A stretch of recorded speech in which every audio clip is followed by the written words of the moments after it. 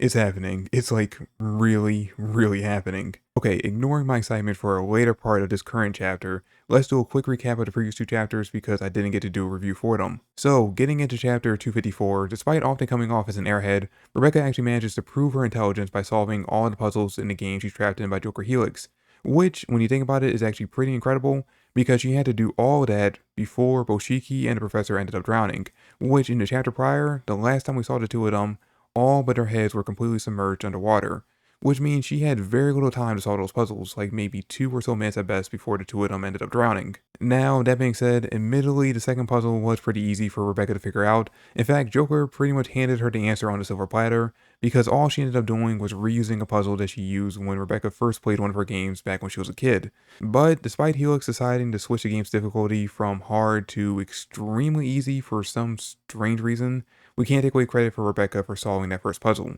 And speaking of Helix, chapter 254 ends with Rebecca making her realize that all she really wants to do is make games so that people can have fun, basically turning her from a monstrous android who worked for Void into what she was originally intended to be, solving the whole crisis peacefully despite the disappointment from much of the fandom over here in the West. Now, getting into chapter 255, everyone's relaxing on board Ethan Zero after dealing with Helix. There's a bit of teasing from members of the crew, mostly Hermit, towards Wise about his preference of women, after she finds out that Old Man Wise and Bernie are an item. But most importantly from this chapter, we end up finding out what happened with Pino's locked up memories. And as it turns out, at some point in the past, Pino went to Professor Wise and asked him to lock away the memories that she has revolving around the four shining stars. And obviously, everyone on board the ship, especially the four shining stars, are very interested in finding out what's locked away inside those memories. But they do all decide as a team to let Pino choose when to access them. Then they move on to using their newly refined Mutter Ether to show them the pathway to Mutter. It creates a path of light that they end up following, leading them into a brand new cosmos.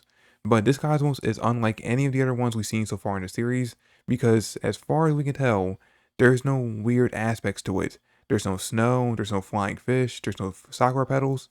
It's just an empty void, an empty sea of stars and planets, just like the one we have in real life, which has led many fans to believe that this new cosmos is supposed to represent the real world.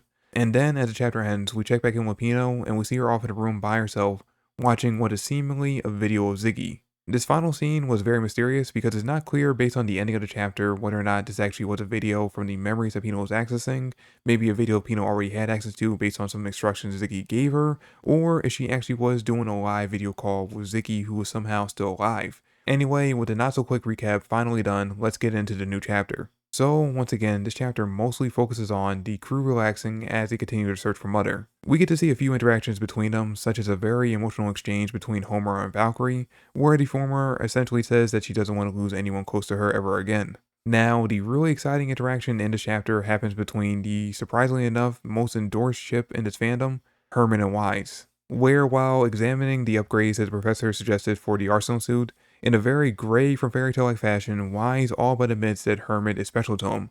And trust me when I say that when the leaks came out for this chapter, I saw way more excitement for this small interaction between these two characters than I did for the actual plot relevant parts of the chapter, which kind of just goes to show you when it comes to Hiro Mashima's fans, his well-developed ships will always end up beating out the actual plot. Which, speaking of the plot, early on in this chapter, Shiki, Rebecca, and Happy all go to check on Pino, and for lack of better words, Pino ends up crashing in this chapter when she starts to talk about the memories she had that were locked away. And when we end up checking back in on her at the end of the chapter when they brought her to sister, we actually get to see what those locked away memories are, as we go into a flashback from 20,000 years in the past, where we get to see the human versions of the four shining stars, where we find out that Sister, Witch, and Valkyrie all knew each other. In fact, we see in the flashback that Witch and Valkyrie are making plans to go visit Sister in the hospital, and the chapter ends with Hermit saying that there's not much time left before something drastic happens, and that's where the chapter ends, with that eerie premonition from Hermit. Or, well,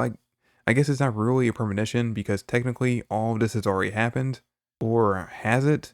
Because, I mean, with how weird time is in the series, it's hard to say for certain that what we're seeing right now, even if they are memories, isn't currently going on somewhere in the universe.